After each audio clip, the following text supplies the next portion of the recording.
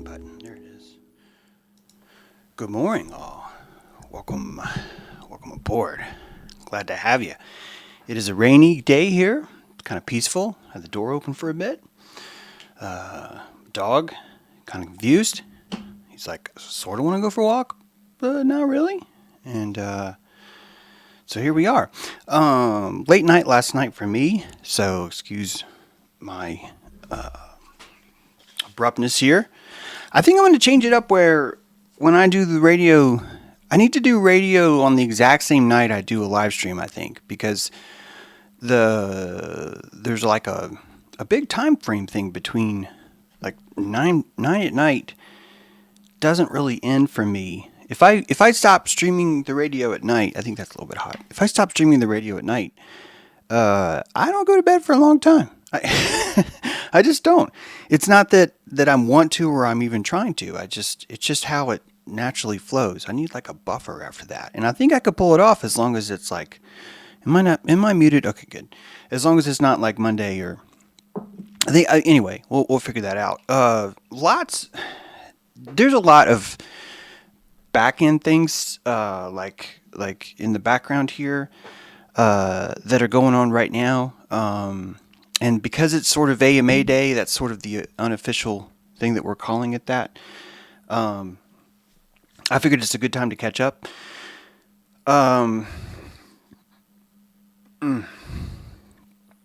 Anyone doesn't have their books yet, please email me. People have been emailing me, so I know that you're out there. I took books again yesterday. And I'm going to be taking books again today. I've got an order waiting, and so please let me fix that. Also, if you just want a refund because it's been too long, I'm offering that anyway as soon as someone contacts me. So just so you know, that's totally an option too. No problem at all. Man, that is really eating a lot of time having to, and I'm glad to do it, by the way. I'm so, This is the kind of... this is going around. And it's important, not that I don't want you to stay positive about it. I want you to stay constructive about it. I'm just talking about like there's a lot of psychic weather. I'm not suggesting that a lot of you have books that you need to mail out. I think that's just me. But there's a lot of other things going around. And I want you to know that I don't want you to be positive about it. I want you to be constructive about it. That some of the deepest work you will do will be while you are very frustrated. And the reason why you might hurt yourself, let's say that you're digging in a ditch and it's because you're angry. The reason why you will hurt yourself is not because you're working while you're angry. That is not accurate at all. The reason why you will hurt yourself is because you're under the impression that you're not supposed to be angry. And so as you're digging that ditch or throwing that pickaxe at it or what, archetypally, of course, for some of you who don't have a pickaxe, but as you're working on those things, I with your body, because you know what I'm talking about. So it could be the way you're doing all kinds of things. Please understand that you are supposed to be angry. You are supposed to be frustrated. The thing that has happened in your life has given you something that you cannot produce yourself. You are unable to tap into anger at whim. Anger is going to have to be there. Many of us will keep it kettled on the stove for years and years even. And I think one of the reasons why we do that is because deep down we understand that we are going to need this anger sometimes, that it's going to be necessary. And it's not even, it's that color of vibration that goes from angry to frustrated to bewilderment to why is the world this way to why can't we all just get along, whatever it is. Those feelings, there's actually a good vibe in there. I know it sounds weird, but there is a good vibe in there. Sometimes someone might let you down and you love that person through that. And as they let you down, you find yourself catching yourself violating your anger by still seeing this sort of love for a person. You're unwrapping things. You're reevaluating where your sinews could go, how they should be attached to them. But you're not actually trying to get rid of the anger. This is probably so nuanced, but that's the whole point. That's why when we are rising from 4-bit, from 2-bit resolution of this world to 8-bit resolution to 16-bit to 256 colors into 67,938 colors. I think that was the next level. Now into 2.5 million colors. That as we went from AM to FM, we broadened our spectral beam. As we developed the colors of teal, we're all walking around like, hey, that looks teal. Like it was born that way. It's hilarious. We're strutting our teals and our aquamarines.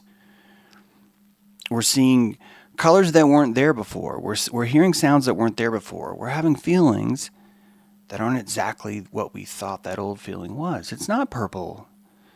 It's not. It's violet. Oh, you saying there's a difference between violet and purple? Of course not. Someone else, yeah, I see a difference between violet and purple. Yeah, man, I've got a violet and purple scarf at home. It's pretty dope. Well, how is that possible? Because the ripple of your crystal ship makes a wider ripple now. The sonar, that sonar mandala that comes in, is able to pull these feelings in. And the best time to really stretch those fibers out is when you're angry or when you're frustrated or when you feel defeated. Most of your good constructive work is going to be in that time.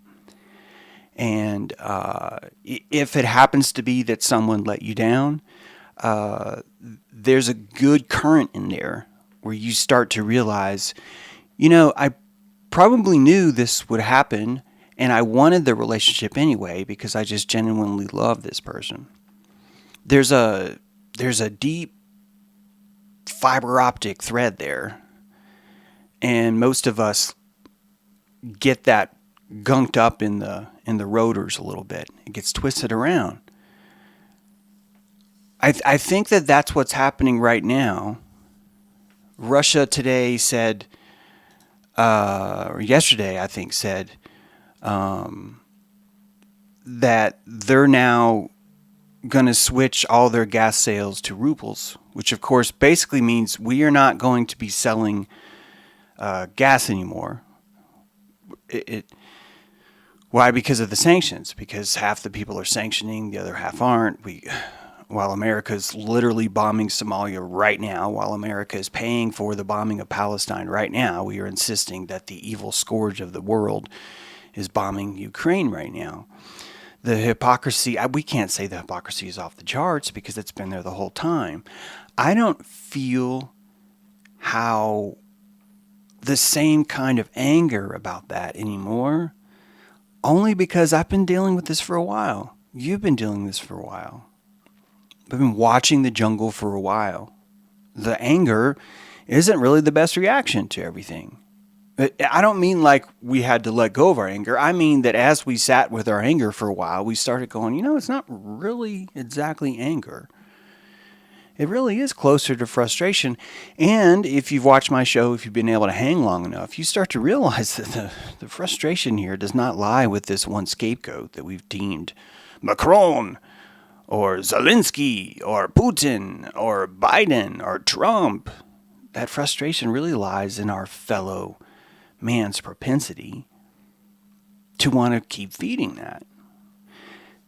That's hard to feel angry about. Why? Because it's saturated by people that you know all around you, people that you care about. You watch that slipping happen all the time. All the time.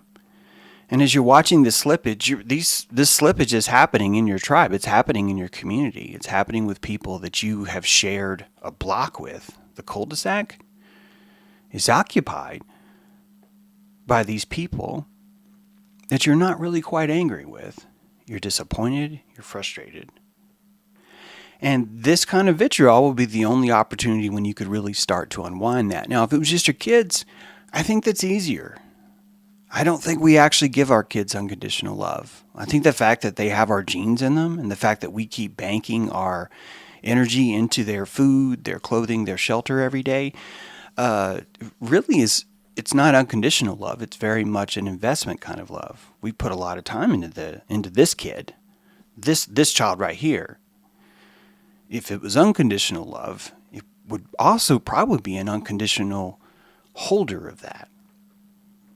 In other words, that unconditional love would be extended to all children. Oh, but we do love all the kids. No, you don't. You actually love your child more. And there are conditions on that. It's okay. It's okay. I'm not going to get pissed off at a tree because it's not watering everything else, are you? Are you? Does a root have unconditional love for all trees, or is that root like, look, I'm here to take care of this stalk right here. This is good. It's not bad. People have told you it's bad. People have told you it's racist or prejudicial or whatever, but it's not. It's actually pretty good. It's how love works. And one of the ways love works is we watch the people in the cul-de-sac buy into this stuff. We watch them and it gives us grievance. And that grievance is pretty freaking healthy. We're not going to find it anywhere else. It's the vitriol that we need. And you're going to do better with it by realizing it's not supposed to go away. There's going to be something else that's going to have to replace that vitriol when it goes. You can certainly insist, well, yeah, but it cannot be this, it cannot be this, but it will just be something else. I'm having people on Twitter when I post, there's a famous, I'm sorry, when I say famous, I mean on the AP, a pretty popular photo from a few years ago of Paris. And it's a shanty town.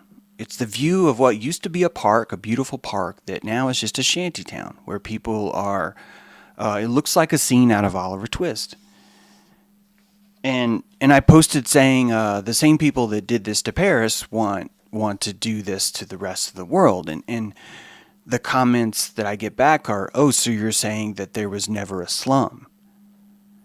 That slums were now invented? And my answer is no. I'm saying that when I was in Paris, there weren't burning cars in the alley. There wasn't a government-sponsored system of creating shanty towns.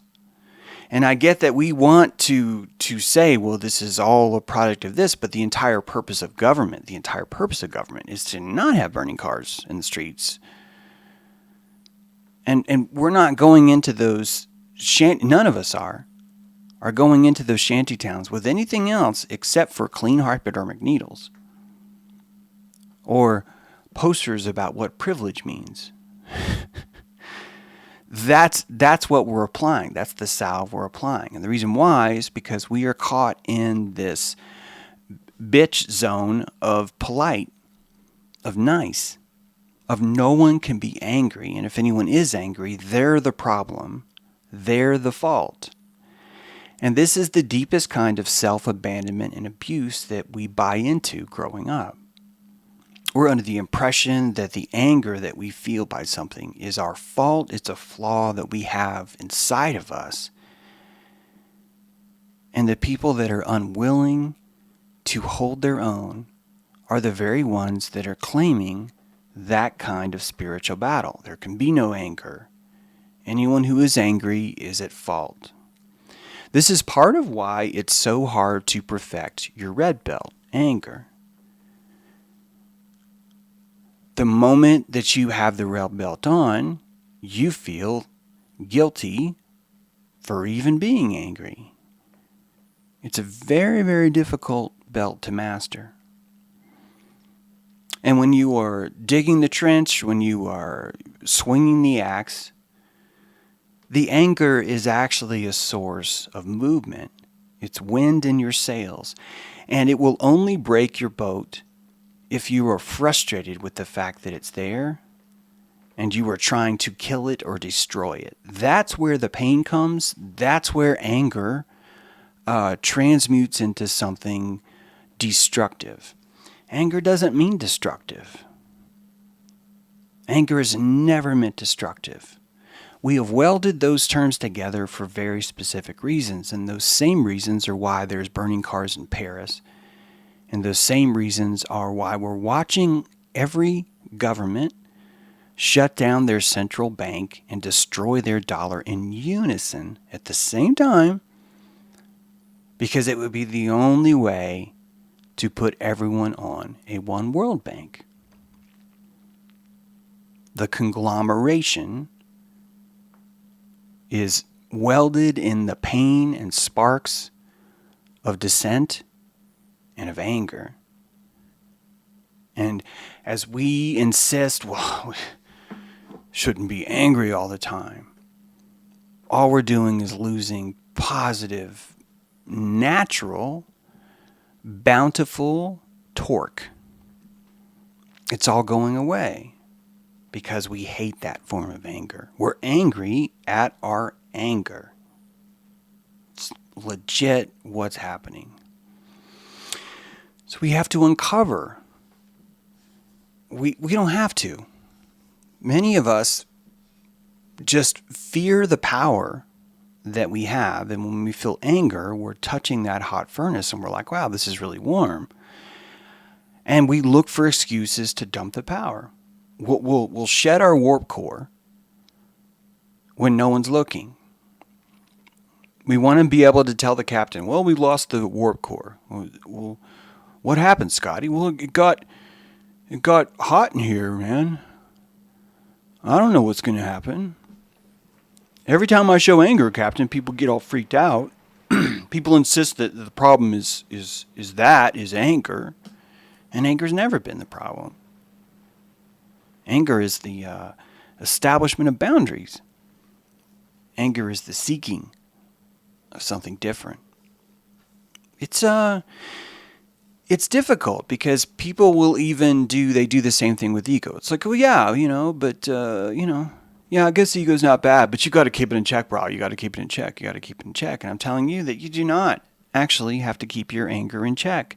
Because if you keep your anger in check, you are having that relationship with it of this is a dangerous beast. This is a dangerous beast. And it's not. We perform dangerous acts in anger when we do not have a relationship with that anger. You can tap into that anger. Many of us do. Many of us do. Many of us have missed an opportunity in our lives where we just weren't on the ball. We weren't focused. We weren't paying attention. And that you get mad at yourself 30 years later. And what is that doing? It's helping you. It's not in check at all. It's running through your system 30 years later, waiting for an opportunity to say, last time this happened, you totally blew it. Are you going to blow it this time? And the answer is going to be no, if you're alchemizing your anger. So these things are good. Like you imagine that there's a bowl, and that bowl thinks that it's never supposed to have any flour in it, any eggs in it, any butter in it. Nothing is supposed to be inside me because I'm a bowl and I'm supposed to be clean. Look how shiny I am. Look, I'm great. I'm shiny. And you're only great when you're shiny. And every day this random stranger pulls you out of a cupboard and shoves a bunch of shit in you. It mixes you with a whisk and beats the shit out of you. And the whole time you had no idea that this was your purpose. That this is entirely why you were here. And you're so shiny because you're able to penetrate through these kinds of things and alchemize and create something amazing. It's rising in the yeast. It's rising in the yeast. And your relationship to your function is going to determine how well you survive. The bowl, when it understands its purpose, it becomes strong. And so do you. Anger is just one. It's a color. Are we telling each other we can't be red? That's what we're doing. You can't be red, man. Slums, always been there. Burning car, just coincidence. That other burning car behind it, that's just coincidence. $20 million homes on that street, coincidence. Yeah, it's a slum. What's your problem? Do you remember Charles Dickens went around with the flaming horses everywhere? Yeah, it's like built in. It's built into society.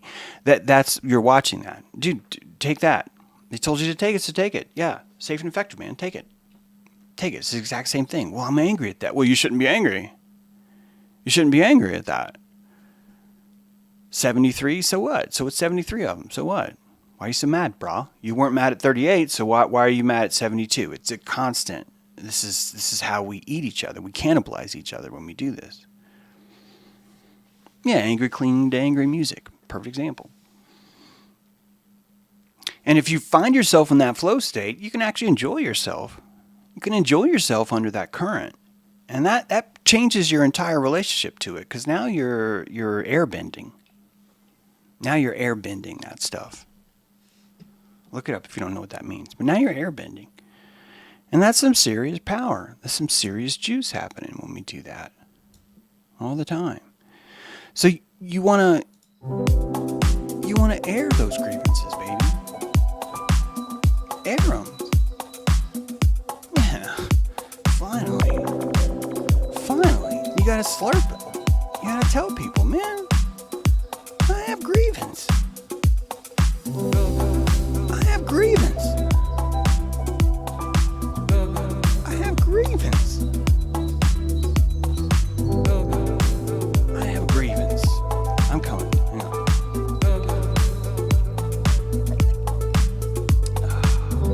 I'm drinking water. I know the graphics stopped playing, but I just missed this song. I miss it. If you suppress anger, you get depression, says Joel. Yep.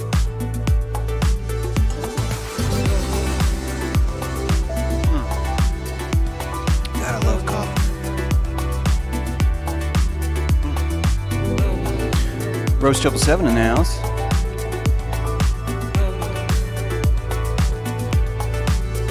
Love that gal. She'll be here Saturday for an episode of High Magic.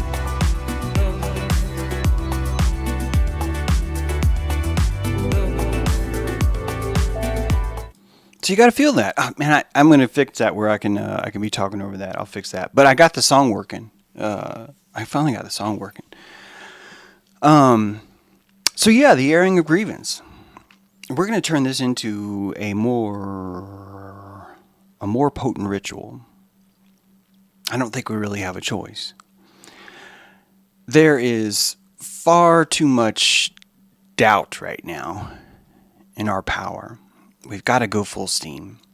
And I think the way to do that is going to be to honor the airing of grievance. This is going to be a tough one. I'm going to read this to you. When I say tough, this is written this is from Dusanka from Ukraine. And Dusanka doesn't speak English as fluently as you or I do. And so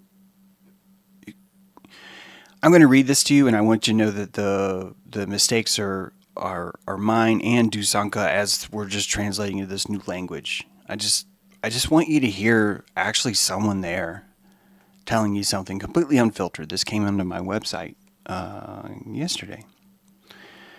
Dear James, I would like to comment on war in Ukraine as a process for cosmology to cosmogony. The birth of cosmogony. So cosmology is a study of how is this world born. Cosmology is, how is this world made up? Cosmogony is, I think, how it was actually created. I think that's how it works. If you watch Socially, we have Rising of White Spiritually through the Slavic people, which is our memory coming back. I am from Serbia, live in Argentina. This is war between old and new genetic code. Svastika is back again. Just being careful there. We witness old myths and legend move, which everybody recognize. Old ladies from remote East European telling this is the last war. Trust them. Aquarius. It is like a new culture. Compassion, yes. Lucifer, yes. Even if I don't understand English very well, I can understand you, and it's beautiful.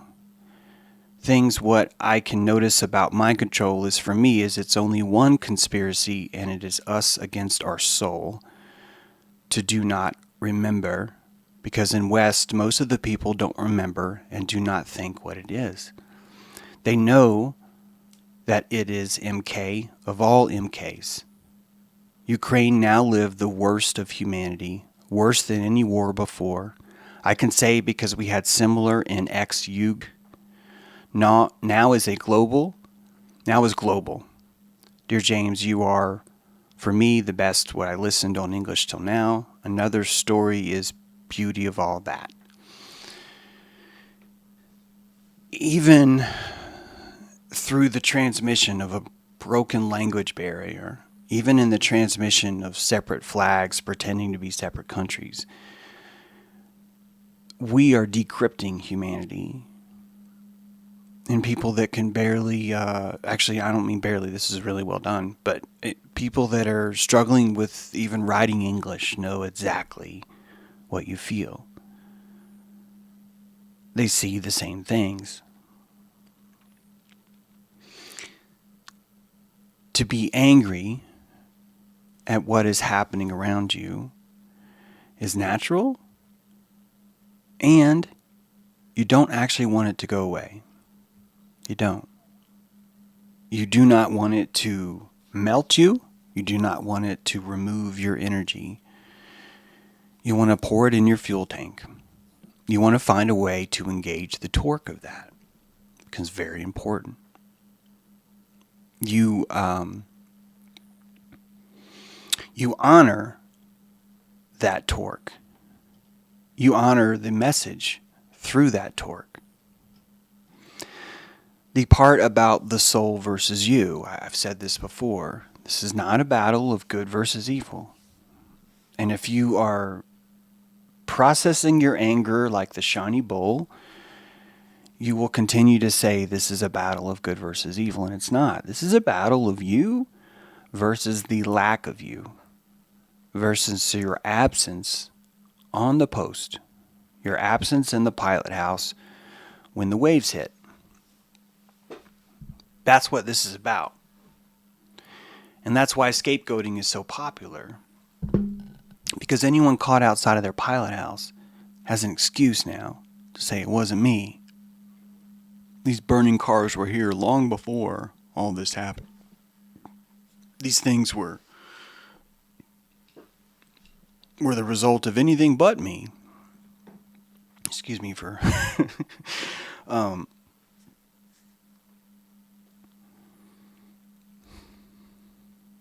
It's a ladder.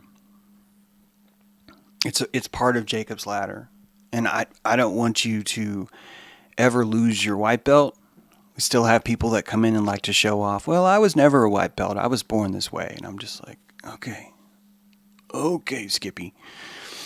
You have people, I was never afraid. I've never been afraid of nothing. I've always saw right through it. It's like, okay, Dippy. I've never been angry. I've always just really understood how people are and how they flow. It's like, okay, Chippy. Your movement, and I'm leaving green out because what makes green belt so hard is it's the opposite fetish. You end up going there when you don't have the strength to even be compassionate, but you're using that as an excuse too. Most of these things have nothing to do with someone else taking your power away. They have everything to do with you losing your power through one of these colors. And anger will get you running faster than anything. Fear will get you your eyes open faster than anything. White will give you protection more than anything else will. And all the anger in the world is not going to give you nearly as much as protection as ignorance will. You apply these every day. And if you want to come in like the clean bowl and say, look how shiny I am, I've never had a cake baked in me, I don't want you in my cupboard. I don't, because you're not living in the real world. You have a hypothetical fantasy that nothing will ever be made inside of my vessel. And why would anyone want that in their cupboard? Where is the strength in that? We have to create a relationship with the belt that we find ourselves wearing. Do you understand? You don't get to pick. You don't get to say, oh, I trained for many years. I now black belt. I will apply black belt to everything. And you won't. A 7-year-old will come up to you and say, something just completely knocks you off your ass. They'll make a comment about something that you happen to have a very personal sensitivity about. And you don't know the 7-year-old, and suddenly you find that a 7-year-old is cutting you like a fucking dead fish, that they just gutted you. And you weren't expecting it. You had no idea that was going to happen. And you find yourself, well, why am I wearing a fucking red belt with a 7-year-old? What the fuck just happened to me? You didn't go inside your house and go, I will choose belt for this for 7-year-old. I will choose this now. You won't. You find yourself. You find yourself. Why? Because the electricity of the event occurs in your body and it sets off different groups of muscles, different ligaments, and it puts you in a calligraphic, there's a good word, calligraphic pose. God, I love that word, calligraphic. A calligraphic pose, and then you find yourself again. Why? Because your neocortex is a half a second behind. I've been telling you guys your neocortex is a quarter of a second behind, and I check my notes and it's a half a second. So you're constantly having to catch up with what it was that your pawns felt to begin with, what your reptilian brain initially felt. Its very first reaction. It's the one that determined what belt you're wearing. And you don't have that kind of connection right now. Maybe some of you do, but you don't quite have that connection into your reptilian brain right now. In fact, I would say none of us do, because if you did, you would faint. You would faint. I'm telling you, you would faint. Why? Because we're living on a giant fucking turtle right now. Bigger than everything we could see. And that turtle's just like Mithras, like in Godzilla. Just like, ah, ah. And if you could fucking see that turtle right now, you'd just be like, man, fuck this place. I'm not painting my bathroom. Are you kidding? Shit, we're living on a giant cosmic turtle. I'm not going to paint my bathroom right now. Fuck, look at Sheol. Think I'm going to waste my time painting? You are not going to be able to function that way. So yeah, we're going to cut that out. You're never going to be fully in touch with that. You don't want to. The whole purpose of you being here. The story of Plato's cave. You ever asked yourself? Have you ever asked yourself who's holding the shadows up? Who's giving the bony foo-foos on the wall? That's you. You are. And that person is half a second ahead of everything you will ever see. Always. No getting around it. And you will find yourself wearing a belt. And the first thing you have to remove is your shame for that belt. You need to wear that belt with pride. Oh my God, the 7-year-old made me mad. And now you're feeling anger. And your opponent on the mat is a 7-year-old. And you're like, fuck, I didn't sign up for this. I thought Bruce Lee. I thought everything was a battle. And I would go out there and it's just a matter of me hitting someone or getting hit. And you're like, fuck, I can't hit a 7-year-old. I mean, you tried it when you were 7. But now you can't do that. You can't do that. And you have to come up with something else. But damn, you're angry. Damn. And this whole time when you were growing up, you thought red means punch. Yes. And now you realize it doesn't. So the belts aren't going away. The grievances are getting more vitriolic because you're getting better. Because you're training yourself more on the mat. So as you start to recognize these things, if you start to recognize what you're wearing, that's when you can change your transmission, switch between gears, alchemize the situation, or accept your anger. You could have a lot of beauty with yourself for the rest of your life, remembering that time that you were angry at a 7-year-old. A 7-year-old called you fat. 7-year-old called you bald. 7-year-old whatever. He said that right at the most awkward time you could imagine. Whatever. This is normal. And you don't get to pretend that, well, that should never have happened and no one should have ever occurred like that. You don't get to do that. It doesn't work that way. Yeah, some of them are 77. Holy shit. There's a guy named, he calls himself the Colonel. And fucking Brent, fucking hoser, was just like licking his ass every day while he was up here. Just like, oh, you're a colonel. You're so great. And that dude was like the biggest asshole on the mountain. One of the shittiest people I've ever met. The way he treated everyone, the way he considered everything, the way he didn't consider everything. Got so mad at that guy, but he was like in his 80s. And he was always pulling over, telling everybody what a fucking hero he was because he still calls himself colonel. It's like, dude, you haven't been in the military in 30 years. Why the fuck are you walking around telling everybody you're colonel? You fucking shitting me? And after 3 minutes of even inspecting his career, you get to see what he actually does. But no, he's all about America. He's all about making this world, and we got to go out there and kill them terrorists and do all this stuff. You're watching your friends lick his ass, and you're just like, God, I can't believe this is happening. I can't believe it. It's the same kind of thing. Some of the deepest vitriol is just right there. This guy would drive down the street because I was questioning America and stop, roll down his window and say, you hate America, don't you? Fucking traitor. Just like, God, are you fucking kidding me? And what did I want to do? I wanted to pull his ass out and go, hey, Mr. Tough Colonel, let's have an engagement for what a tough fucking man you are right now. I'd be lying to say I didn't want to do that. That guy needed his ass beat. But I'm not going to beat an 80-year-old's ass. 60 maybe, 62. I'm just kidding. But when he's frail like that, what are you going to do? Same kind of thing, it's just different side. You're watching the very guy, the fucking boomer, telling everyone how we landed on the fucking moon, explaining how we had to go liberate schools with drone strikes, explaining how Saddam Hussein, Syria, Venezuela, and Libya were the only people that were causing terror in the world, which is why we have an autonomous right to go destroy those countries. And here all those countries are gone, and look what we're fucking doing now. And that guy's driving around his minivan with my friend with his lips up his ass going, I fucking love you, Colonel, you're so badass. There's no way that dude is ever going to be able to own what he's contributed to the world, and that makes me angry. Oh, that makes me so angry.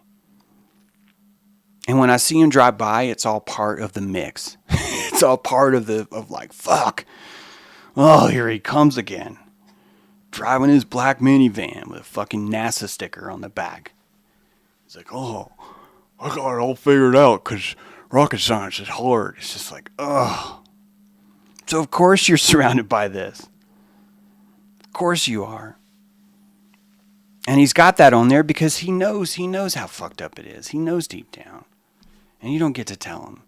And if you could tell him, you know what he'd do? He'd fucking faint. He'd faint. He wouldn't be able to deal with it. He'd see himself for the first time and he'd go, well, I think I'd probably do the same thing. Yeah, McCain, there's a perfect example. He was like a less successful version of John McCain. And that's hard. That's hard. That dude was dropping bombs on his own aircraft carrier deck. Like, that's hard. And our world's surrounded by that. Everyone you went to high school with, what do they think of you right now? Think about it. What do they think of you? So all the natural inclinations that you've seen are quite natural that you'd be angry. Makes sense that you'd be angry. It makes sense that you'd be fearful sometimes. It makes sense that you'd be ignorant sometimes. It makes sense for all the things that you're saying, this is not happening, this is not happening, this is not happening. And sometimes your best approach to the 7-year-old is what? This isn't happening. My approach to the Colonel is that dude doesn't exist. It's not happening. Because there's really nothing else to do. And I've been doing fine, but then when your friends come in and they start kissing his ass, it makes it even harder. It's just what I'm trying to say. It's not going to go away. People you care about are going to bring that shit right back in, and they're going to put it on your table. They're going to look you in the eye. They're going to go, hey, James, how's it going? That's what life is.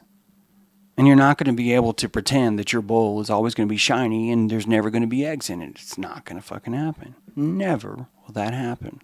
So let's get over that. Let's start looking for our vitriol as if you're looking for a natural resource. You're looking for something to bake. You're always going to be baking something. That's why you have this shiny bowl. You're always going to be breaking these eggs.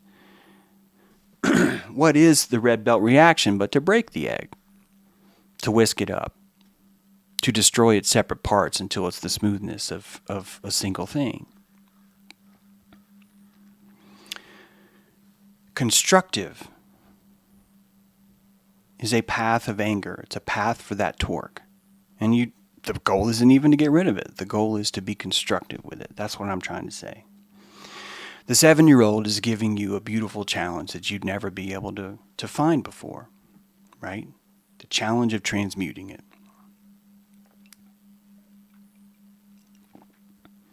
Yeah, my friends, not only do they think I'm crazy, they would be embarrassed if I was to tag them If I was to tag them in a post, they would be embarrassed and they would have to go wash that off.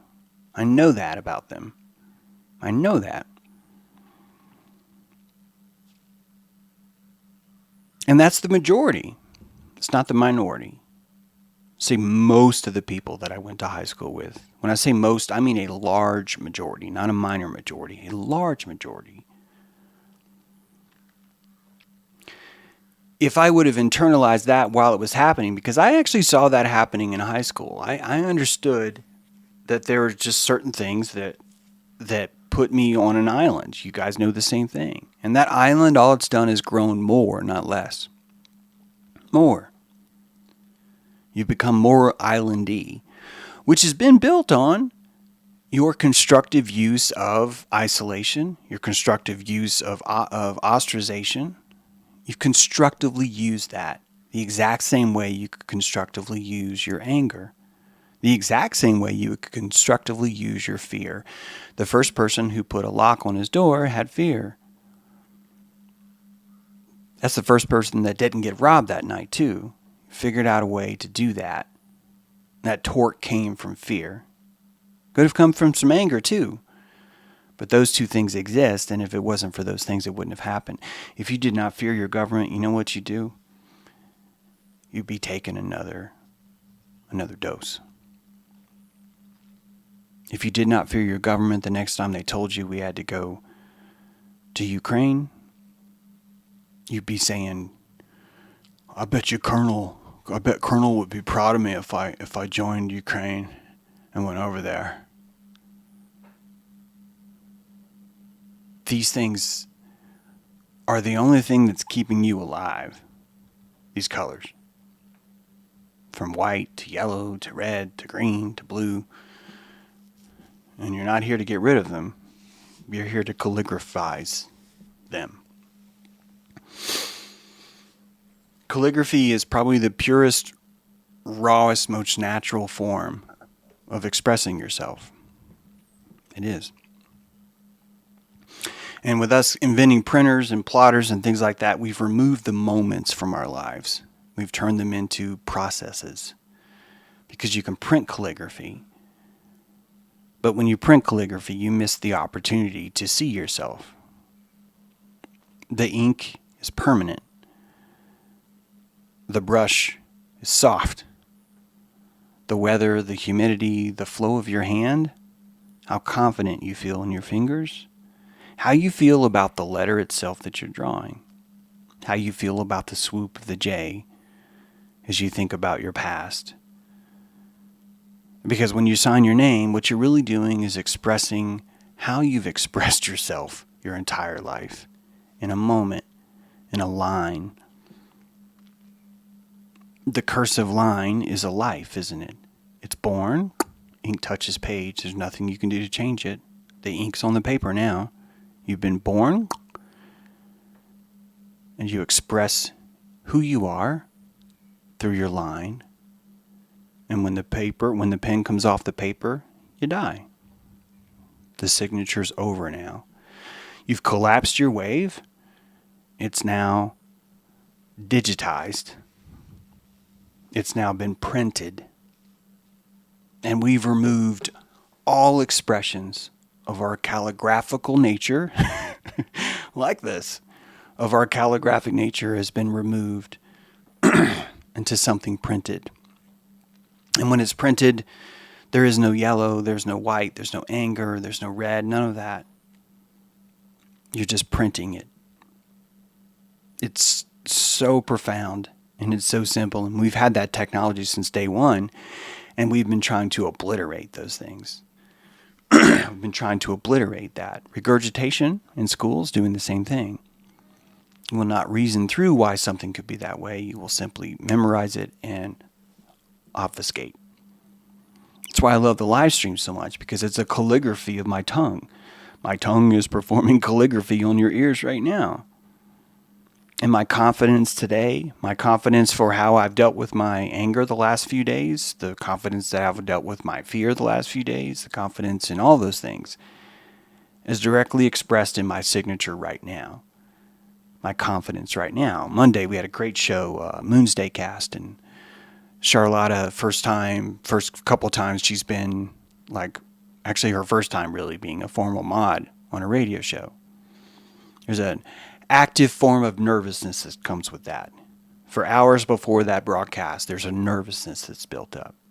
And that nervousness is either going to be transmuted positively into the diaphragm of the microphone, or it's going to be crackled, befuddled, messed up. It's going to be a combination of those things. It's an opportunity for calligraphy. And few of us get that opportunity. Few of us have jobs where we even get to do that. Welding's another one. So it's in every trade. It's built into every process. And you seek those opportunities more than you know. You do. You beg for those opportunities. And you bitch about them the whole time. You do because it's how we build camaraderie. People like to see how creative you are about bitching. That's a form of using your torque to build humanity. Man, this job sucks. Yeah, it doesn't suck as much as if it did with your wife. It's, whatever's coming out in the process. You're watching the torque of that red belt express itself constructively, creatively. And at no point in time is your goal to remove the anger. No, your goal is to leverage the color. Leverage the color. All of these things are opportunities for leverage. Every one of them. But Colonel is a perfect nickname for LARPers. Yeah. It's not top rank general or admiral, as people are more likely to play along with the charade, more likely to believe the Colonel is authentic. Yeah. That dude wasn't a problem until my friends started talking about how great he was. It was just like so hard because you wanted to have respect for your friend's impression of other people, and you realize you can't because look at what he's fucking doing. Oh my god. That Colonel was instrumental in me not being elected mayor, and that was back before I didn't even realize he did not like me. I had no idea. I'm always the last person to know. I'm just under the impression that, well, why would someone not like me? That's my default. It's hilarious. My default is, well, why would you not like me? I would do so much better. I would take on less water if I was to have a default of, well, why does that person like me? Like, that would be probably a healthier way to go. Maybe I'll make that switch. I don't know. But it is hilarious. But most of my vitriol comes in when I'm just like, well, wait a minute. What's not to like about me? and there's, oh my God. Yeah. Talk about airing a grievance is what's there not to like. So, I want to get to AMAs today, and I realize it's already 11:52. I've been watching the chat, but I just haven't seen like a clear, like something that I guess I've been addressing some stuff. I will tell you though that there's a new episode of Crow out with me on it, and I'm going to put the link. Oh, I can't get from Mac to PC. I'm going to get the link in here for you. And, if someone out there has that link to Crow, it's brand new though, so you might not. But if you have it, I'm going to actually give a few minutes so you guys, maybe someone will post that. Because if you do, I will post it to the other thing. But my new episode of Crow is out today. I highly recommend you check that out. I think you're going to find a healthy discussion in there about the reset. And I'm glad that it came out today because of the 322. Because of the suicide of the state dollars. And if you're new or if you just haven't heard in a while, what will be happening next is every state, so this is why Venezuela had to go. This is why El Salvador is, I don't know what El Salvador is going to do. El Salvador gives me hope. Why? Because they converted their entire government into Bitcoin. And the president calls himself a CEO. He's looking for a business layout on an economy that's impossible to print more money. Do you understand how profound that is? I know many of you are just like anti-crypto across the board. That's fine. In fact, if you are that way and you're still here, that means you really want vitriol, and I hope that I can give you just the right healthy amount of that. But here's a guy that's actually saying, we are going to run our government on Bitcoin, and because it's Bitcoin, there's no fucking way we're going to be able to print money out of the sky. I cannot think of a more sustainable way of running a country. And what has their country been doing? They've been buying bonds, Bitcoin bonds. People have been buying Bitcoin bonds in the name of El Salvador too. I don't know exactly how it works. But Venezuela, Libya, Iraq, Syria, all of the, Iran, although most of these are quasi-clown shows, so you don't really even know. But those countries had to be broken first. Because the only way you're going to convince everyone to be on a central single dollar is with a lot of pain, which means every economy needs to be broken. And as much as I really, really love in the vibe of Putin right now, I seriously mean that. All these old interviews are popping up with Putin, and they're being inserted by YouTube, which is like, oh, gee, that's interesting. It's building sympathy for Putin the exact same way the media was building sympathy for Trump. They know what you want. They know the flavor of what you want. And that's why they're dangling it. That's why it's on the hook. They know that.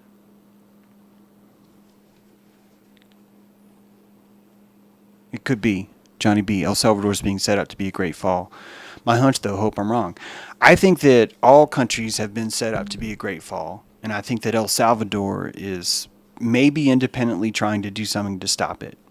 I think Brazil is doing the same thing. Right now, Rio, the city of Rio de Janeiro, is run on Bitcoin.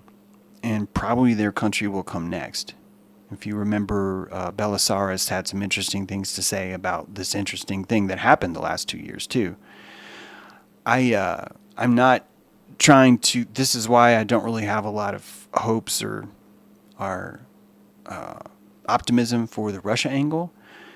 But I do love to see these smaller countries showcasing sanctity right now. And I know that El Salvador could win. The only way El Salvador could win, though, is if people really started to constructively use the torque of their anger. I think that's really what it would take. And until that happens, it's a no-win situation, which is more vitriol for everyone to have. So, what would that look like? It would look like people. It would look like if every single American suddenly owned $20 in Bitcoin. It would make it a lot harder. It would make it so much harder for Biden and especially Warren to do what they're doing now, which is painting this as a terrorist currency. And probably the way El Salvador will shake down will be that this is a terrorist state. They're running on, cryptocodal. And we must destroy the evil scourge of cryptocodal. And because that snake has reared its head in El Salvador, there'll be that. And the only reason why we will go destroy that is if the people like fucking Colonel are saying go fucking team. Or worse, people like our friends kissing those people's ass, saying, yes, let's go team, let's go team. It's not going to happen unless we burn calories, unless we get mad. It's just not. And even saying, we'll get mad, it's a bit dangerous. It's like, bitch, this whole place is dangerous. Are you kidding me? This whole place. I'm already not allowed to just speak. I'm in what's called the freest country in the world, and I'm already not allowed to just speak. So thank you, Tides of Truth. The reason why I say it's 20 is because it's just sheer adoption would look scarier.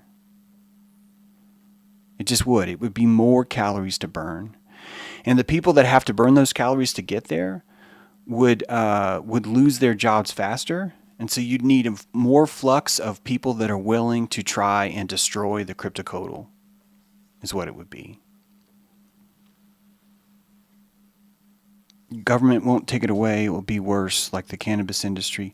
I don't know. I don't think the cannabis industry is doing well. What I mean is that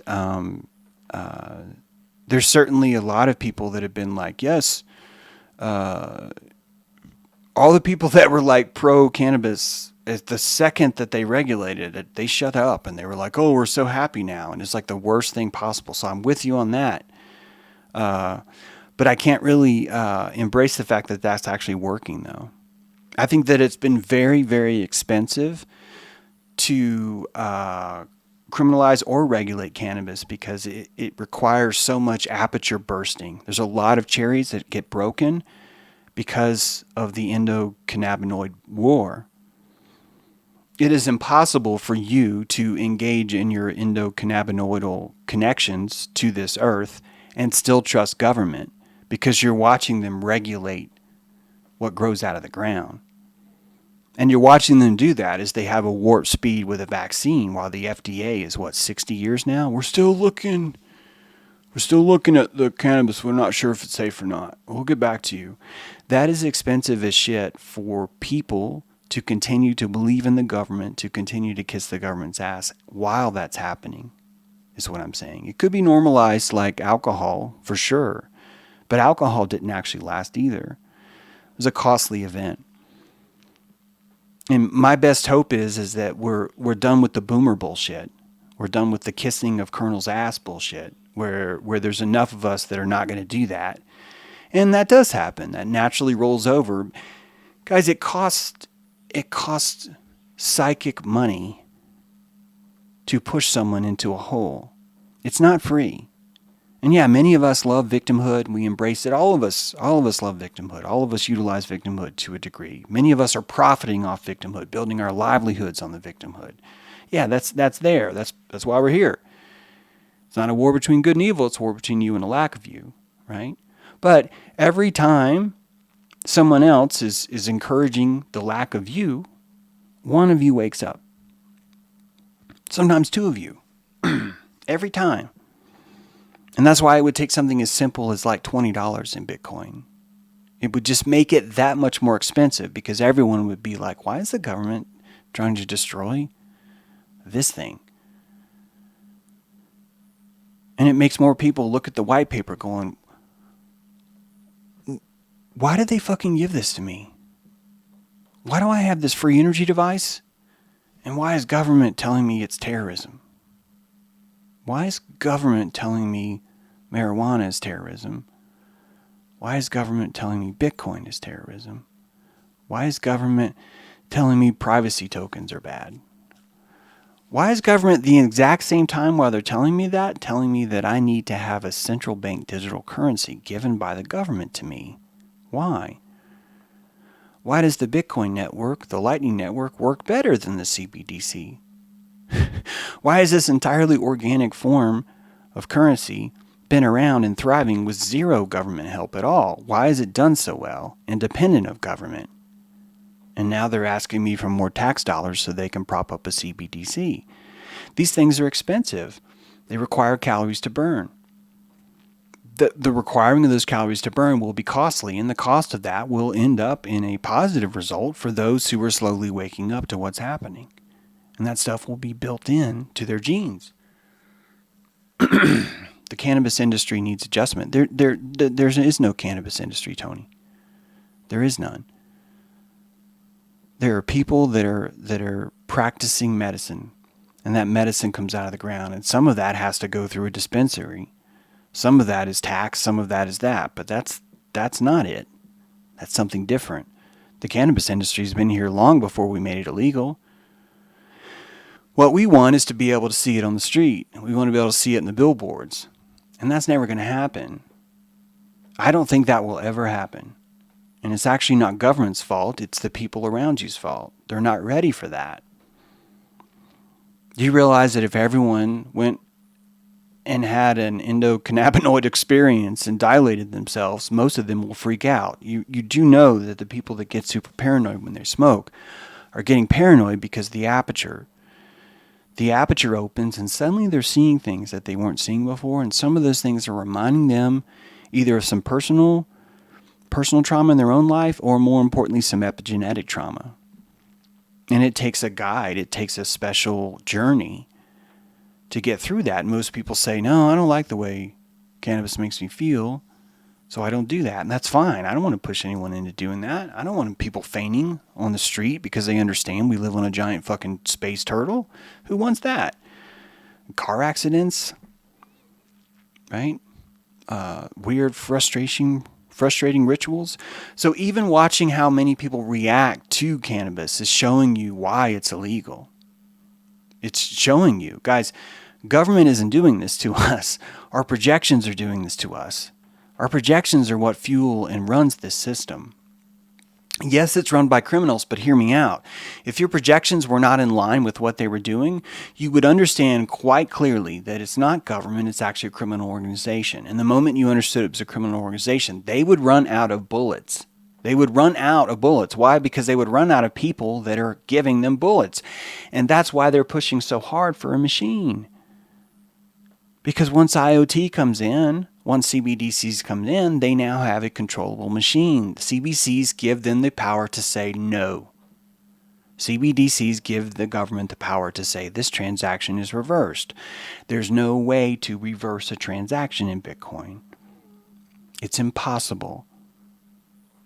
Look into why Atlanta's Board of Power was held for ransom for multi-million dollars. And they were asking for Bitcoin. They were holding them for ransom, and their ransom demands were in Bitcoin. Why? Because you cannot reverse that transaction.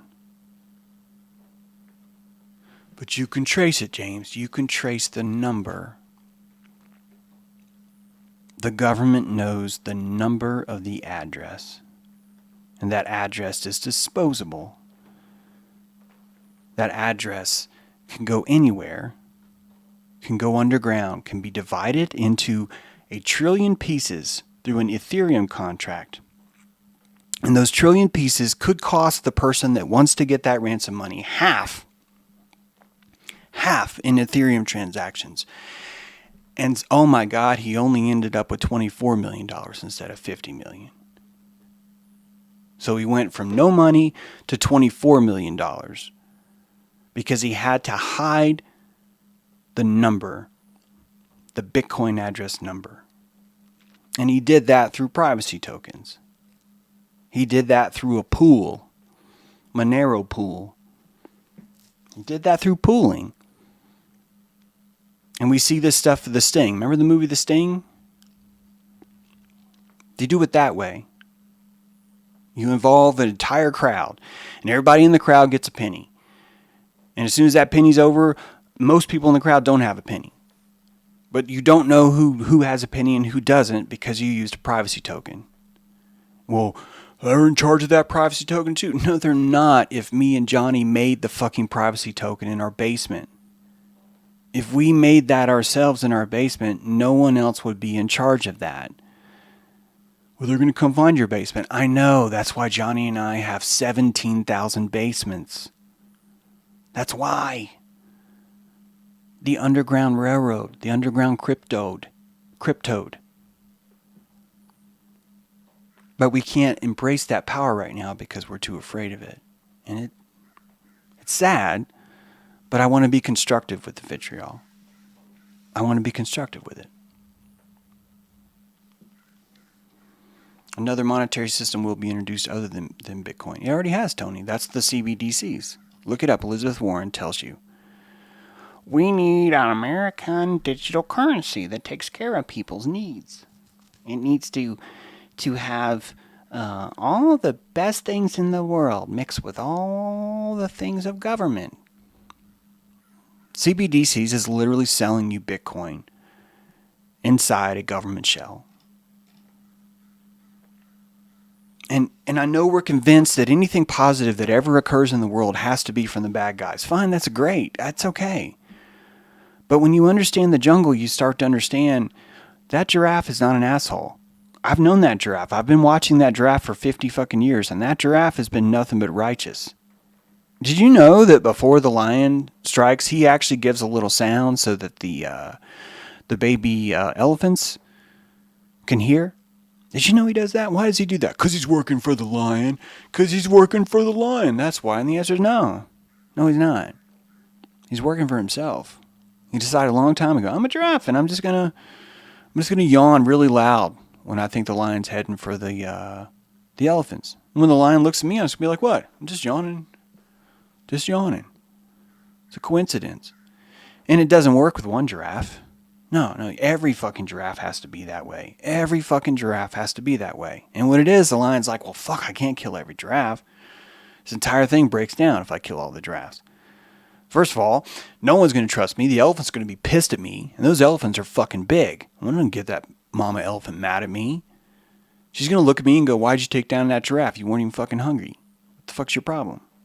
This symbiosis, baby.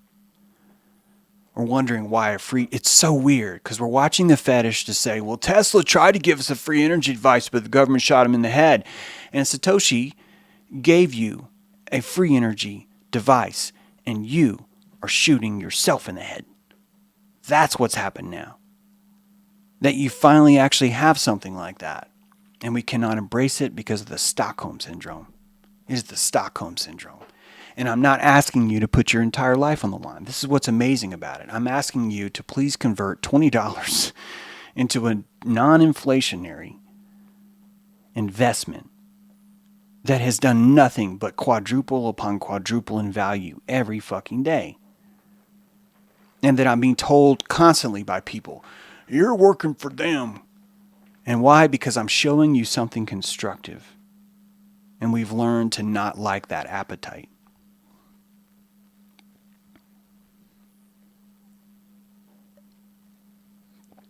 Yeah, stable coins is in farm animals. That's a good observation, Matt. This would never work if there was only one token. The alchemy of getting to Aquarius would never work if there was only one piece of encryption technology called Bitcoin. It would never work. It would be so easy to take over. But the people that are worried about this don't understand the power of diversity. That, guys, I could write a contract that would create a new token in 7 minutes. And that new token has never existed before. And I know you know how slow government is. And I want you to know that it would be impossible for government to try and stop that in 7 seconds, because I only need to create that token long enough to have a transaction with Johnny through the underground toad, the cryptoad. And that the moment that is over, that entire currency has now been obliterated. It's been destroyed. It doesn't exist anymore. The infinite is our power.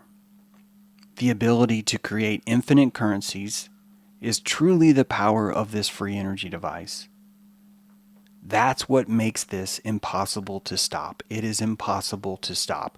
The exact same way it was impossible to stop alcohol, the exact same way it was impossible to stop cannabis.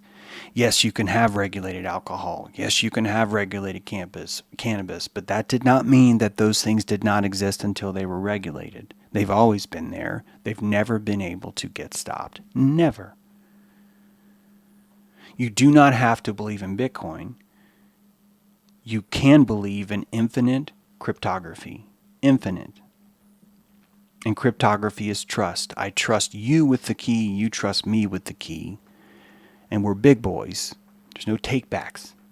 If I send you money, done. If I send it to the wrong place, done. It wasn't the wrong place because you sent it. What if they turn off the internet? How in the world would government control you if they turned off the internet, Hydra Man? That's A. B, did you know crypto runs over ham radio? Did you know that you can print your crypto out on a sheet of paper and take it into a store and say, hey man, I got this. It's 0.2 Bitcoin right here. Here's my public key. Do you want to look it up? He looks it up. Oh shit, that address has 0.2 Bitcoin in it. I know. And I got a private key. Do you want the private key? Yeah, I do. I'll take the private key. All right, because I want to get that jacket. I want that jacket and those shoes and blah blah blah blah blah blah, and that's what I want. Okay. Yeah, I'll do that. I'll do that for that sheet of paper that has the key on it, but I'm going to need to verify the key. Of course you're going to need to verify the key. All right, great. So we'll do our verification. You can check. Is it real? Yeah, I'm going to send you part of this money. Whoa, look at that. You sent me the number I specified, 0.12345678910 Bitcoin. You said you would send me this tiny portion. And look at that. The address that you have now is missing that tiny portion. And look, it went to my address. Well, fuck, this is legit. I verified this, and I didn't need to call a bank. I didn't need to call government. I needed no one except for you walking in the store saying, hey, I got this sheet of paper. It's got a private key on it. Do you want it or not? You type it in, and you say you do. If you don't want it, you don't. You can't shut off the internet because the internet's not one thing. You can't. I had internet between me and my friend Hal Phillips long before the internet was invented. It was called Kermit. Hal had a Commodore 64, I had an Apple IIc. We were talking long before there was anything called the internet. You cannot shut down the internet. A. B. Government would die. The moment government shut off the internet, there would be no government anymore, and you'd see it as a criminal organization. So, great question, Hydra Man. But that's what would happen. That's what would happen. And you can tell me, well, they'll just shut that down too. No matter how many coins you make, they'll just shut it down. And I'm telling you that would be too expensive. It would cost too much calories to shut that down.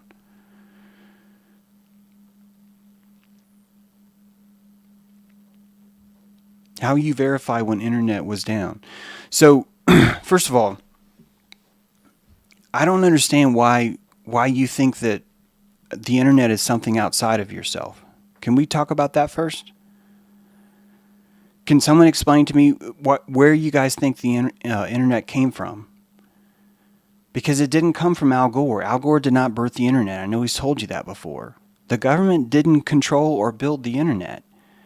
Could Google take out nodes? Absolutely. Google could say, all the money that we spent making sure that the internet works, we're now going to take away. And all they did is just kill their infrastructure. It would be like living in Rome saying, well, who's going to build the aqueduct? Who will build the roads? If the government takes out all the roads, what will we do? Here's the answer. You'll build a road. You will create a new economy based on road building. A new economy will take place based on internet connections. And ham radio would be the very first answer that no one would be able to stop. That entire process would take place out of old television sets where you're pulling copper wire out. You're making an antenna with a receiver. And you're learning to send encrypted information. And if you have to develop your own code to do that because you don't trust anyone else's code, you will do that. And Johnny will recognize your signal from Ottawa as you're in Brazil. He will recognize that because it came in over LODAR. I'm talking about verifying random numbers written on a piece of paper, James. First of all, they're not random numbers, PK. They're built in to the code, and you pull up the blockchain and you verify that code. If you cannot interact with a blockchain, if you cannot connect to one single ham radio anywhere else in the world that is connected, and say, hey, can you verify this for me? I'll send you some money if you can, because that's how the internet works, but that's how banking works. You're not connected to anything. There is no world. And if they took them all out, well, then we would build more. Anyone who wanted to connect with someone would build more. It's the exact same problem as gold. If they took out all the boats, how would your gold be worth anything? How? If they took out all the trains, how would your silver be worth anything? It'd be in your house, you'd be staring at it going, look how shiny this shit is. It's like, well, you can take that to your local person and trade it for eggs. Yeah.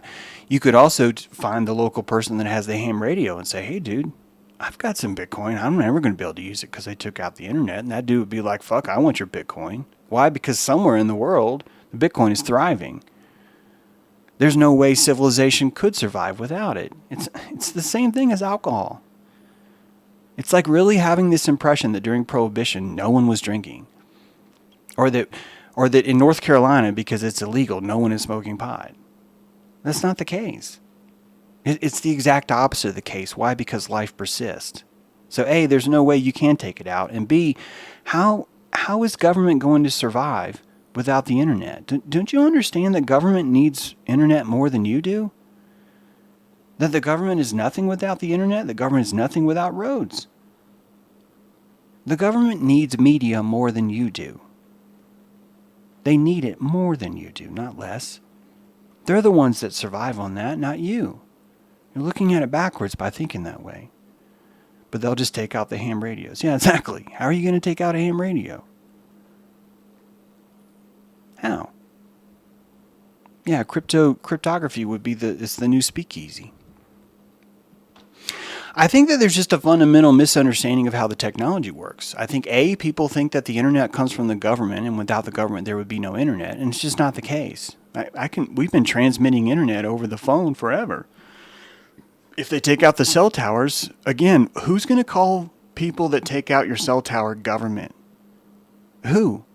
Who's going to call people that? It's not going to happen. And if you took out the cell tower, fine. Great. I have no problem with that. Take it out. We'll build something new. That's what's happening in Belize right now. I was in Belize for a couple months. I fucking love that place. Just pirates everywhere. Just danger and pirates everywhere. Fraud, danger, pirates. You were dilated all the time. Walking around the city of Placencia. You have no idea what's going to happen next. You were alive as fuck. And the entire time, the internet is just a giant war between factioning pirates because Placencia happens to be at the end of an island. And because of that, there's like one major node.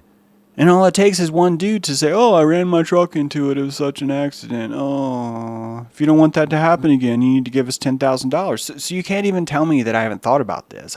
This is how the world works. This is how the entire world works.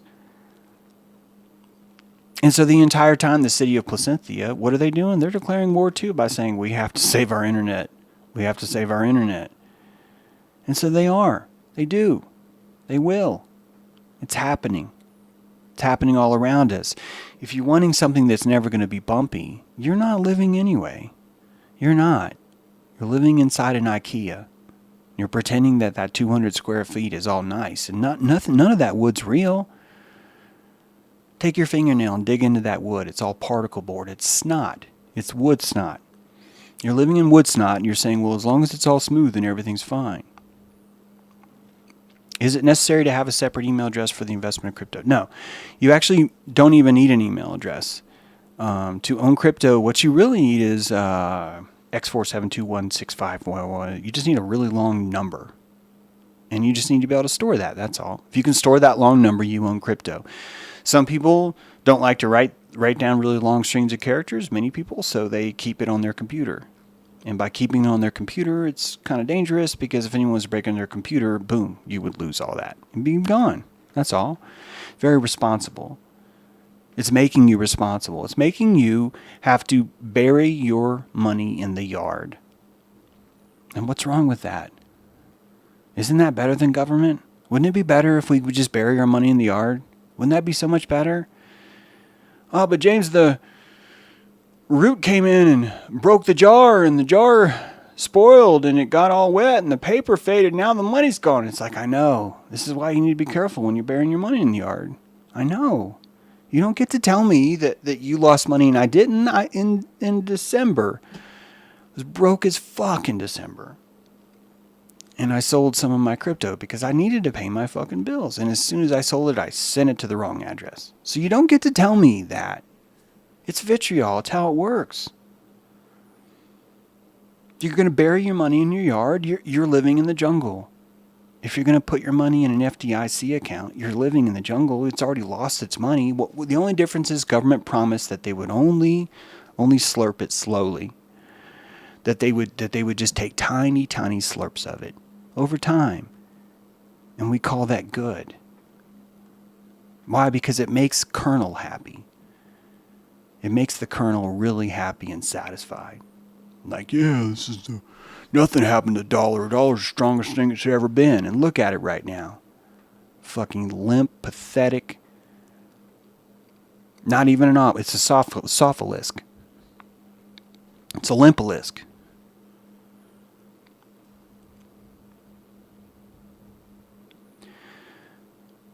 James, what do you think is going to happen with this cyber polygondemic? I'm not sure what that means. If you can explain that. I'm not sure what you mean. Yeah, it's people think calories means failure. I've noticed that's Zirkov. I've noticed that's what a lot of people equate. Calories means failure. Well, wait a minute. If you want me to build my own connection, that means we failed because someone needs to do that for me. That's like the same people that are telling you the truth has to be free and Facebook is free. That's truth. That's what free truth looks like.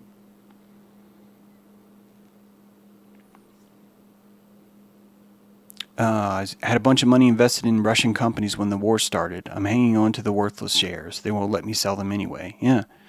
XRP, same thing right now. Ripple, already a worldwide currency, interbank currency right now. And you can't trade it. You can't do anything with it because government put the lockdown on that one cryptocurrency.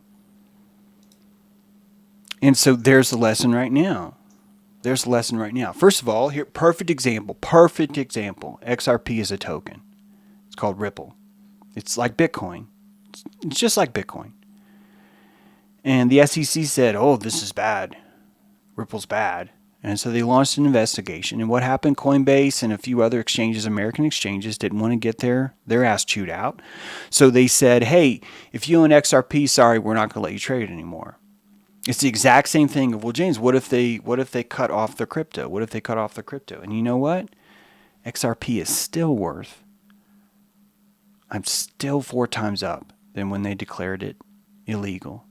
It's been illegal. I'm sorry, they didn't declare it illegal, but when they stopped people from trading it, it gained its value 4-fold. It still has that value, and it's been illegal. I'm using that word. You're not allowed to trade it here for 2 years. It's been 2 years now that you can't trade it. Maybe 1 year, maybe a year and a half. It's been a long time. Has it lost its value? No. And guess what? At any point in time, if I really just got sick of it, I would transfer that XRP to a Singapore account, to a Korean account, to any kind of offshore, anywhere.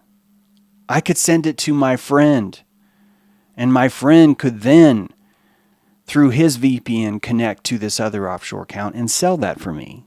So I want you to know that even if they're trying to make it illegal, it's impossible.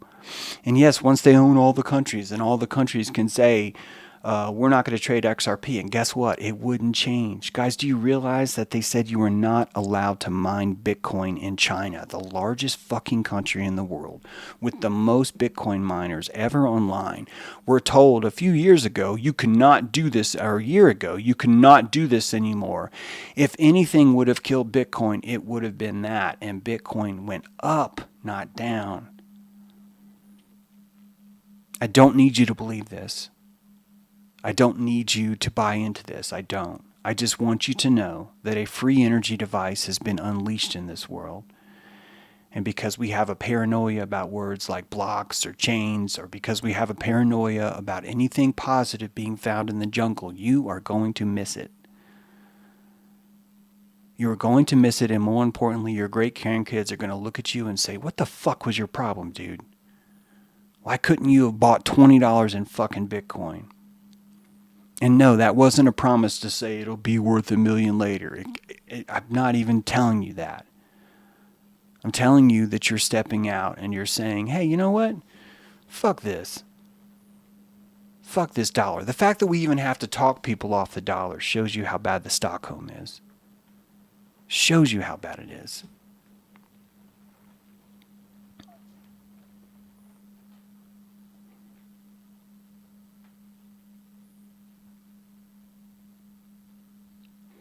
People forget that during World War II, it became illegal to physically hold gold in America. I totally forgot that. You had to surrender to the government and go to prison if you're caught. Yeah. Good point, Sark. You're not getting out of it. You're not. Yeah, they didn't put this much into the cyber infrastructure to take it down. They need the cyber infrastructure. There is no government after this. Do you realize that in 1982, every person that owned a World Bank realized two things. Number one, we are not going to be able to tax people for their income anymore. Do you realize that? They knew that. In 1982, they knew, fuck, we're not going to be able to have income tax anymore. Do you know why they knew that? Because they knew about digital encryption currencies. They knew that the barter economy that's been here forever was going to be digitized. And the moment the barter economy is digitized, they are fucking out of a job when it comes to currency creation. So they had to change. And that's why government is turning into a service industry. And the only way they can be a thriving service industry is to make sure that you absolutely have to have their service to live, to survive. Now I'd like you to look at what's been passed around. A genetic technology that's been passed around forever. I want you to look at that right now and ask yourself, why is that here? Why are all these people insisting this doesn't change genes when in 1982 on the cover of The Economist, the cover itself is, this changes your genes. It's trying to see if I had this up here. I could show it to you. It's so deeply out in the open, right in front of you. Oh, it's on Instagram. Damn it. It's on Instagram. We're afraid of things that happened 40 years ago. That's where we're at right now. And we have a war with our own ignorance about how cryptography works. We even think cryptography is a bad word. The idea that you could bury something in your yard and no one else would know is a bad word in some people's minds. That's bad. Oh, well, that's bad. No one would bury their money in the yard. And it's like, no, people that don't trust the government would definitely bury their money in the yard. It's the essence of piracy, right? Anyway, where can I purchase some privacy coins linked to this community, Tornado Souls? We have a DAO. That's all we have right now. And it's my fault it hasn't been bigger. I'd lost a lot of momentum when the YouTube took my channel off. But we started a DAO. But our DAO is based on Ethereum. And I want us to do much more than we've already done with the DAO. But we're just getting started. We started it in January. And you can join that DAO, but it's a little bit tricky right now because I need to do a little bit more homework. And shout out to Adam for writing us an article actually on how you can join that DAO. But it's an Ethereum DAO right now, meaning that all of our revenue is in Ethereum. We would love to eventually have our own token. In fact, we have a governance system that's just getting its legs. And that governance system is part of this process. So things like this, we're not just talk. We're actually doing stuff like that. But if you want to join the DAO, there's the link to it. Contact me if you're having trouble setting that up personally. Once now that the strike is lifted, once I get all these books out, which is taking me most of every day, there's so many, which just thank you so much for that. I'm going to be jumping back into the DAO more because I want to integrate Adam's suggestions or his tutorial and just make it more where everything's on the same page. So, Steve, I'm going to let you go pee. We need to go. Sark, there is a link to our group in this video description. Sark runs that Telegram group, and you can join that and ask more questions there. We even have a separate dojo, a separate crypto group, because not everyone who's on the airship is down with crypto, and that's fine with me. I don't need anyone to believe in crypto. I'm asking you as a brethren, though, if you think the petrodollar is bullshit, from your cell phone right now, you can sign up for Coinbase and you could spend $20 on making the land better. And if the government comes and takes it tomorrow and says it, blah, blah, blah, and, then fine, you lost fucking $20, serves you right, for listening to me. It's $20 though. That's it. It's just $20. And that $20 is going to be worth $5 in 6 months. If you put it in Bitcoin, it won't. And then all you're doing now is you just have something interesting. You just have something interesting that's weird, that's confusing. And now you've got some vitriol because you're holding something that's just confusing to you. And that's good. Hold it. Start coming to the group. Start asking questions. Start to realize that, wait, I need to maybe bury this in the yard. I need to do more with this, right? Start just looking into it. I'm looking for that Crow link right now. I saw Rose posted it, but I was in the middle of a conversation. But I'm going to repost that Crow link in the chat here as soon as I can scroll up to find it.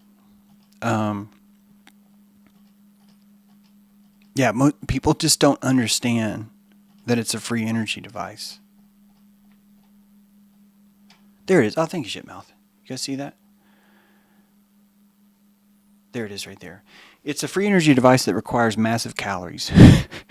That's actually a better way to say it. It requires massive calories, and it requires you burning petrodollars. You have to sacrifice petrodollars into it. I have a Coinbase account and some Bitcoin, so what do I look for there again? Nothing. You're already doing great, Tornado Souls. And if you're comfortable leaving it in Coinbase now, then that's fine. You don't have to get it out of there.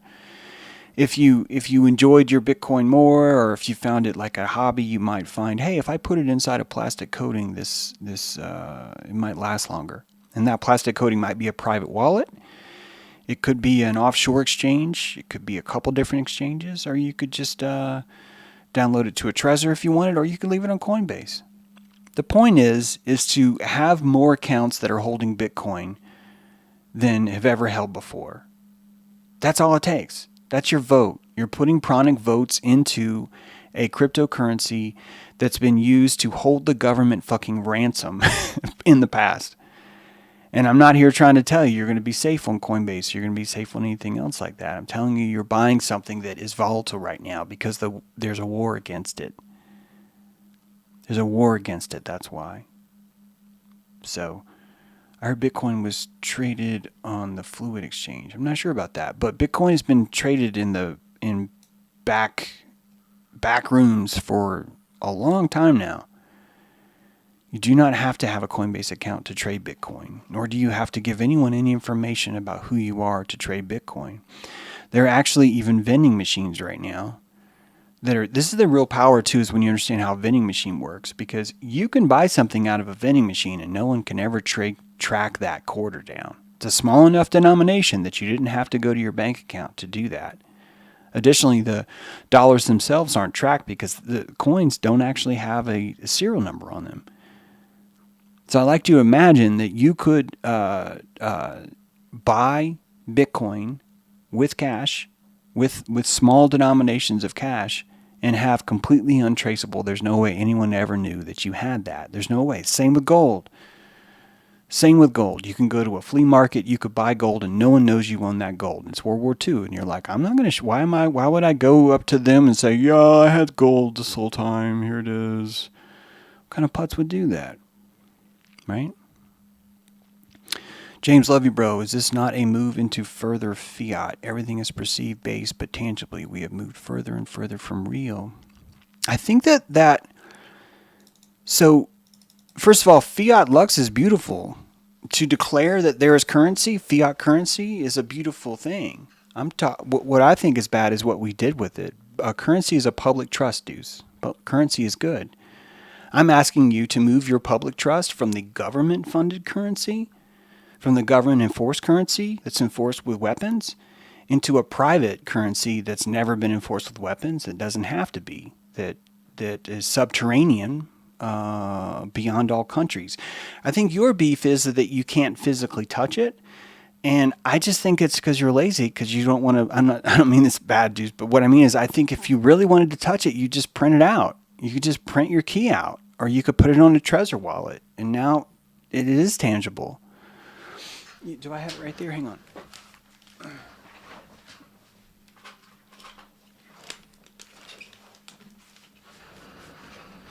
Some of you old school guys need something tangible, which is fine. So put it on a USB drive.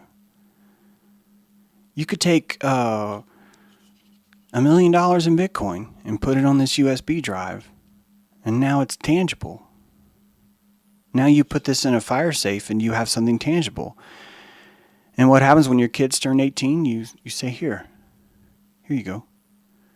They're like, what is this, Dad? And it's like, it's Bitcoin. It is tangible. It's absolutely tangible. And as long as anyone out there at all thinks that this has value, just like they did cannabis, just like they do alcohol, just like they do fiat currency. Do you realize that Confederate dollars are actually less inflationary now than real dollars? Do you realize that during the Civil War, the South was printing their own money, which was brutally painful to the Union to watch that happen? One of the biggest wars that took place was the war on that currency. And do you realize that right now the price of a Confederate dollar is worth more than the dollar? It's worth more. It's worth more. Government doesn't get to tell you what is valuable. You do. And don't you ever, ever let them take that away from you. And we have decided a long time ago, through fucking people like the Colonel, have told you that there can only be one source of current.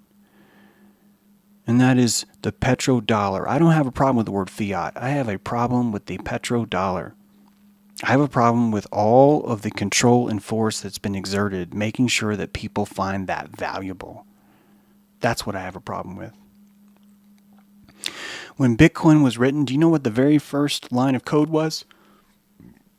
Fiat currency. Let there be currency. This is the currency, and it is called Bitcoin.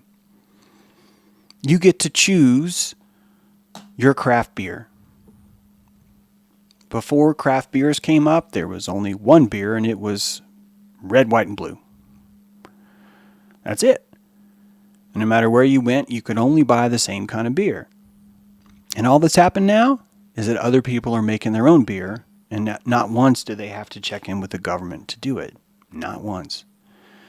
And you can't say they'll stop that because they weren't able to stop the barter system. Thank you, Andrea. No one has ever been able to stop the barter system because barter system is humanity itself. It is. So think on it. Think on it. Use the whole, this is new to me. Use that as good. Find the torque in having to embrace something that makes you feel ignorant if you're new to this.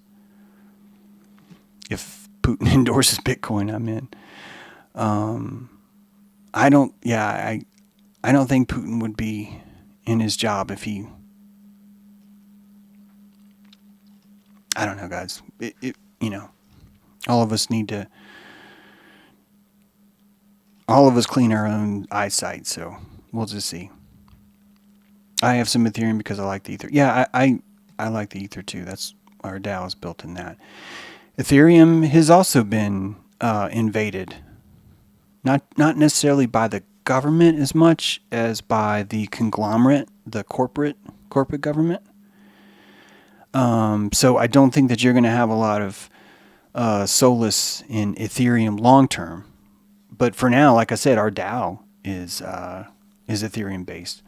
So even the currency that we're using now is not going to be the currency tomorrow or the next day or the next day or the next day. Why? Because they're infinite. We have infinite currencies. And it's going to require calories for someone to try and take over that currency. And in the process of taking over those calories for that currency, there's just another currency popped up. And someone will come up with this idea I told you about where a new currency will be built on the fly specifically for a transaction. And that there simply will be no way of stopping that because you're trying to stop letters that are flowing through the air and you have no control over them. You can't see them either. There's a lot of power in that. Sark, thanks for the super chat. Video game controller evolves into a muscled version of itself under the word level up. Yep. Someone else gave me a super chat too. And thank you for that too. All right, guys. Anything else? I didn't mean to drag this show so long. It's just an important topic. And I hope that you... I had no idea crypto ran on ham radio. How can I read about this? So I think I forget sometimes because I'm a programmer that people just don't know how data works, but it's anything that's transmissible. Morse code is a binary signal, isn't it? That's a binary signal. And so that binary signal can transmit anything. And if you were worried about your message going over the Morse code wires and being read by all the operators that are maybe having to hand amplify the signal, you just write in code. We've been cryptoing forever.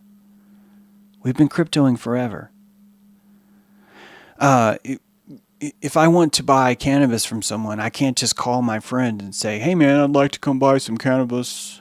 I can't do that. So what do? I call and I say, "Hey, are you around?" "Yeah, I'm around." "Okay, I just thought I'd come by and say hi."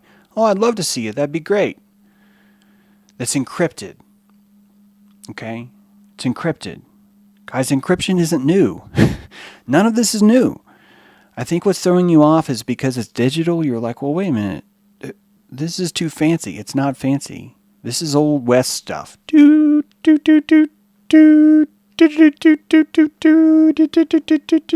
I just sent someone $17 in Bitcoin. You're welcome. $19. Thank you. $2 to pay for the packet loss. Fucking packet lossers. Yeah, encrypted current. Exactly, Kristen. Encrypted energy. It's a gift, isn't it? When you send someone a gift, it's wrapped. No one else can see it.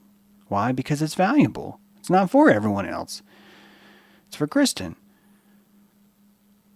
It's the same thing, guys. There's nothing new about this. Maybe this is a good episode here. Transactions stored on the blockchain. Transaction is stored on the blockchain. The two addresses are stored in the blockchain, right? If you opened up the blockchain, all you'd see is address 647 blah, blah, blah, blah, transferred to address blah, blah, blah. And if you own that address, it doesn't matter. You can create as many addresses as you need. You can destroy those addresses. You can ignore those addresses. You can create an address and walk away and never use it. No one would know. No one would care. You just sent us $1,300. Yeah. You just sent UBS $1,300 on Ethereum to someone. I did that in December. I sent it to someone. Someone, if they have that address, woke up one day and was like, wow, James just sent me a whole bunch of... I don't know it was James. They just know someone sent me a bunch of money. If they were like a really good person, they could have been like, hey, I don't know who this is. I'm going to send this money back to the original address. I would have that money back. I was never expecting that to happen. But truthfully, that's how it would work. But no one can reverse the transaction. There's a lot of power in that. No one can reverse that. It's very crucial. Do you think that smart contracts are going to be important? Yes. Yes, I think that smart contracts is what's going to make so much of this so powerful.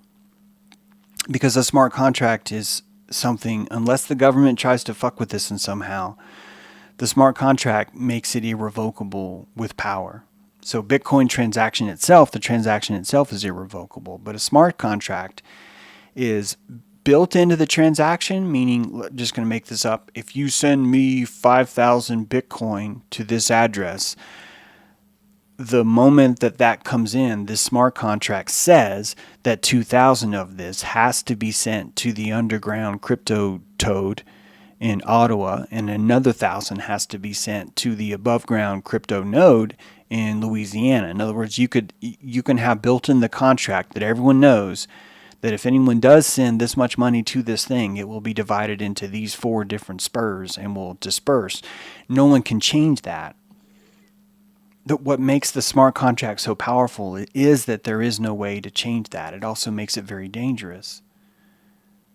That's why you don't want government involved. You want to be in charge of your private contracts with others, and you want to understand they're irrevocable. Just like in December when I sent that money to the wrong Ethereum address. So smart contracts are perfect because smart contracts eliminate the need for us to trust each other, because the smart contract is all we trust in. And more importantly, we no longer need a government to enforce that contract because it's digitally required. This is what I mean by white paper, guys. I'd like you to know, if you can understand engines just a little bit, I'd like you to know that if the engine is running and you were to take a teaspoon of gasoline and pour it inside the carburetor, if you had a carburetor, the gasoline is gone. There's nothing you can do to get that gasoline back. The moment it's poured in the carburetor, it is combusted. It is turned into combustion. And it's not because you're trusting a secret motor spirit or a secret government of motor. You know that it's combusted the moment you put it in because you understand how the engine works. And you understand that because you have a white paper that shows you the code. It shows you the code. Well, how do I know that's the code? Because you can set that up on your own machine inside your house and create what's called a test network locally on your computer and keep sending it every single denomination of penny until you're absolutely sure that, hey, it turns out if I put gasoline in the carburetor, it explodes and the pistons move and I can never get that gasoline out and it causes the transmission to turn and the back wheels, thank God they're up on jacks because they're moving now. And there's nothing I can do to change that. There's not a god of cars that's going to come and reverse that. Even if government wanted to intervene, there would be no fucking way that they could intervene after you poured gas into the carburetor. All government can do is say, do not ever pour gasoline in the carburetor. You need to put this pre-gasoline in, which is a government-sponsored investigator who goes to see. And you don't. Why would you want that? None of us want that, except for a fucking colonel. The only person who wants that. Because he spent his whole life kissing that military ass, and so he wants it to be valid. He doesn't give a shit what's right. He wants to die knowing that everything he did is valid. And as long as someone's there to kiss his ass, he's not going to help change this world. You fucking kidding me? That's our job. It's you and me. That's our job.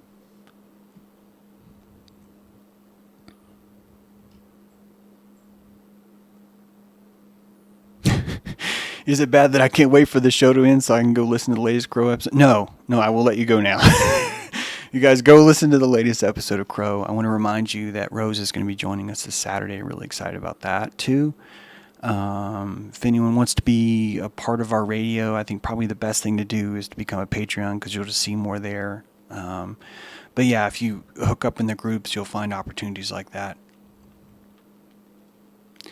James, my mom heard your show once, and I took her to dinner and said you should swear less. Yes, I should swear less. I absolutely agree. I really wish I could stop doing that. I didn't swear this much until I joined the Navy. When I joined the Navy, holy fuck, oh, God, the swearing. It became impossible to stop. I was just surrounded by it. I wish I was better at that. You know, if I was to stop live streaming tides, I don't think you'd hear me swear. If you were to read my books, you wouldn't hear any swearing. I think this is just me. Proprietarianism. Don't know what that is. First time I've heard that word, Dale. All right. Oh, I told you I was going to let you go. Guys, thank you. What is there a crypto address? Yes, there is a crypto address. I just put that link in there to the DAO. And if it's not in the video description, I will put it back in there. It's supposed to be at the bottom there in the video description. But yes, and if you go to jtrue.com, you will actually, here's the best answer. If you go to jtrue.com, if you want to donate crypto to me, there is, under my bio, is a donate button. And in this donate button, best fucking apocalypse ever, thank you, Moth, is a, you can send me PayPal, Litecoin, Bitcoin. Heck, I'm even taking Ripple there. So there you go. And then I gave you the DAO address earlier. Excuse me. Not so much the swearing, more the licking of this and that. Am I licking, Debbie? Is that what it is? I don't know. I've never heard that before. Maybe I misunderstood that. So, thank you guys. Yeah, we'll see you next time. James out.